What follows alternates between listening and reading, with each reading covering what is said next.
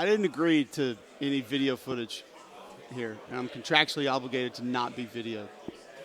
I'm kidding. Look how confused he was. Sports Talk Mississippi, that's going on the air. That is how this interview is beginning. Richard Cross, Brian Haydad, and Cole Cubelic with you online at supertalk.fm and on television, kind of. Yeah, with C-Spire. And let's just start this over. Why? It's good. No, we're good stuff. No, keep it going. No. We're having a good time Hey, Dad, with have you. you had biscuit in Birmingham yet? I have not. No. Where are you on biscuits versus breakfast sandwiches? You like on Texas toast or something? No, that doesn't really count. But like so there's a spot that you need to go check out in Homewood called Hero Donuts. Okay. And they do a breakfast Got my sandwich attention. on like a brioche bun, Okay. sort of. And they do a Conecuh breakfast sandwich, but they have their own like pepper jelly that they make. Okay. It will change your life. It'll change your life. Heroes Donuts, you say? Singular, Hero Donuts. All right, I'm giving it a look. Yeah. It's worth You're it. not I trust offering him. breakfast suggestions for me? You know, I haven't had that conversation with you on any platform before. Brian and I have had that conversation multiple times Yeah. on multiple platforms. So Yeah. if you'd like to get into it, I'm all about it. He really likes cornbread. No, that is I'm not a fan. That is I've not a learned true that. statement. Call There it is out. good cornbread out there. Yeah. Some cornbread is not Yeah. great. There is some really good cornbread out there. You just got to find it. You got to seek it out. You really have to look hard. Really have to look hard for Well, it. my You wife get like happens you get to. like a honey glaze on top, Okay. maybe some jalapenos in there. Like it can be It good. can be okay. You got some cheese in Especially there. with chili. Cornbread with That's it. chili. Yeah, or if you do like Mexican cornbread with fried pork chops, where it's got a that little can be bit of a good. crispy Okay, edge to it. I agree. That can You be can sell me solid. on that. Yeah, it's all good. Hey, you got a new gig. Mm-hmm. How's that going? It's great. It's fun. Greg McElroy and I doing mornings on WJOX in Birmingham. I mean, it is a football show and a football-centric show, and I don't think that's a problem for either one of us. I think that we know that. Sorry, I was distracted by that. Like that's just what I get when that guy calls me. That is horrific. I'm not even going to tell you I'm who going it to is. screenshot that and text it to him and say, I was just doing an interview and this showed up at the table for everybody to see. Nobody wants to see that. So It was a big old belly with a sunscreen smiley face. I'm going to send you a on picture your of me belly. like that, I'm and not that can gonna be say your who it picture was. for We it. should I was not going to say, you want to rat him out? not a great, no, bad idea to say who it was, actually.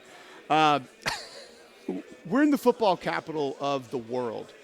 And it's funny because when I was a kid, I used to go to games at Legion Field. And Legion Field to me was exactly what the upper deck said.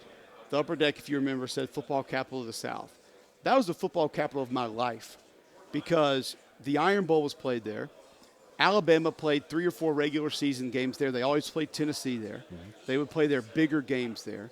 State championship games were there. There was a bowl game that was there. And believe it or not, this is real, folks, the SEC championship game was there. So every big football game that happened early in my life felt like it was at Legion Field. So Did you go to either of the first 2 SEC championship games? I went to the first one. Yep. So 92. Yep. Alabama, Florida. Sleet, rain, cold. It was not a pretty weather day. That's Antonio Langham, Antonio right? Langham. Yeah. Yep. Pick 6. Look at to you. wrap it up and to win it. Normally, I'm the history guy on this show. Yeah. So it's to be able to do a show with the Alabama Auburn thing is kind of played out, but this was different from that perspective, and then to be able to have that, and then to be able to have just 2 guys that love football the way that we do, and just be in the best college football market in the country on what I believe is probably the best terrestrial college football radio signal in the country. And it's a great fit. Greg and I have wanted to work together for a long time, and the stars really did kind of align. The timing was perfect, and we were able to make it happen. So 7 to 10. 7 to 10 a.m. So that's a good setup, too. And we have it, too, on a much smaller level. They played SEC football. We had former quarterback, former lineman here on a much more micro level than those Well, guys. it's something that more people can relate to. Yeah. Yeah, there are a lot of high school football Are you players saying out we're not there. relatable? Yeah, maybe a little bit. Oh, okay. From your ivory tower. That'd be the other one. Well, That's fair right, enough. yeah. You would know all about that. I do. You said something that really piqued my attention. You said the Alabama-Auburn thing is played out. And I know what you meant. I think you meant from a this is the format of what we're going to do. We're going to put an Auburn guy and an Alabama Yes. guy, and there's a rivalry. Yeah, I We'll did do it not on mean the game in No, general. no. I understand. Yeah. I understand. But the Alabama-Auburn rivalry is different than the Mississippi State-Ole Miss, Ole Miss-Mississippi State rivalry, I think. But I'm curious on your perspective of that. I actually think that the Mississippi State-Ole Miss rivalry the last couple of years, like 2 to 4, has been better, believe it or not, because there have been – I hate to say that there's been more hate and it's been uglier, but sometimes that just flat out makes for better football. And I do think that there are a lot of Alabama fans that are consumed or distracted or concerned, whatever description you wanted to use, about other things, and that has taken away from that game just a little bit. Just a little bit. Not a lot, just a little bit. We had the debate on when I was doing three-man front on Jocks, actually about a month ago, second best rivalry in the SEC. And I actually got pretty pissed off during the discussion because nobody else was saying Ole Miss, Mississippi State. And we were getting Florida, Georgia, and Alabama, Tennessee. Tennessee, there are children in 8th grade that have not been alive for a Tennessee win against Alabama. Yeah. That can't be the second best rivalry in this league. There's no way. Florida, Georgia, yeah, I mean, okay. And some people wanted to go with the importance of the game as it pertained to winning the division, winning the conference, getting into the playoff. All right, that's fine. But when I think about a rivalry game, I think about that game means as much as anything else that's going to happen. That game's as important as anything else that's going to happen. And there's going to be houses divided. There's going to be hatred. There's going to be venom. There's going to be people that when their team loses that game, they don't want to go to work the next day. And that's what, to me, Ole Miss, Mississippi State has been the last few years. Now, some of that has gone past that and probably has not been what either coach or athletic director or maybe even the commissioner would want it to be. But I think the other things have sort of led to that. So I still think that I think it's the second best rivalry in the league. And just because you're not playing for national championships doesn't mean your rivalry is not great. Otherwise, how could we ever say Army-Navy? Because I think that's the best rivalry in college football.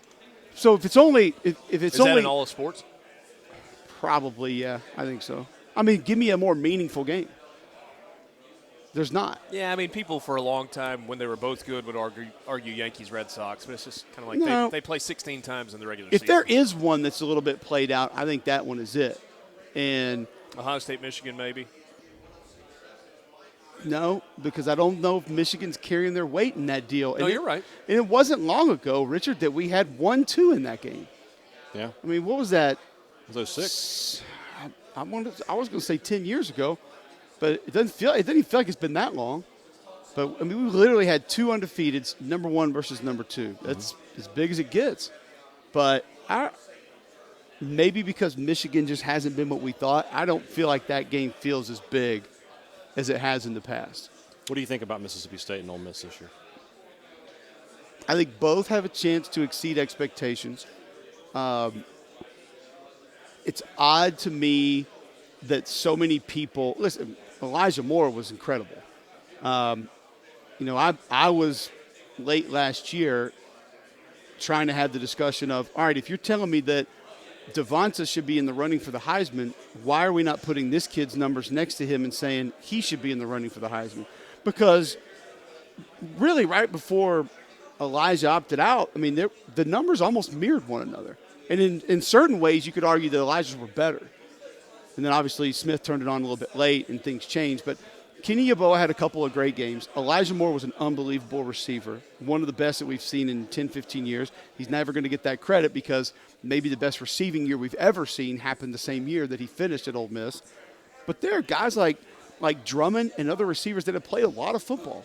I think Jerrion Neely's one of the most underrated backs in college football. I think John Rice Plumlee can have a role and be dangerous. You guys know what I think about Nick Broker. I think he's one of the best left tackles in the league.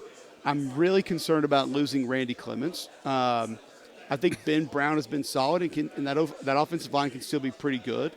But that offense is still going to be great. I mean, they're still going to score. I don't feel like defense was addressed enough in the offseason, so that's still a real concern. But I love the schedule. I mean, I think the schedule for for what you're going to have to get in the West, like people are going to say, well, they're stuck at Alabama. All right, well, okay, they play in the West. Like all the teams do other than Alabama. So let's move on to the next discussion. It's very manageable. Now, the dangerous part is you look across that schedule, and there may be one or two teams that you say, I just don't think they can win that game. But the rest of them, you can make a case they can win. But I also think there's a lot of those games you could say wouldn't really surprise me if they lost because they're not going to get stops.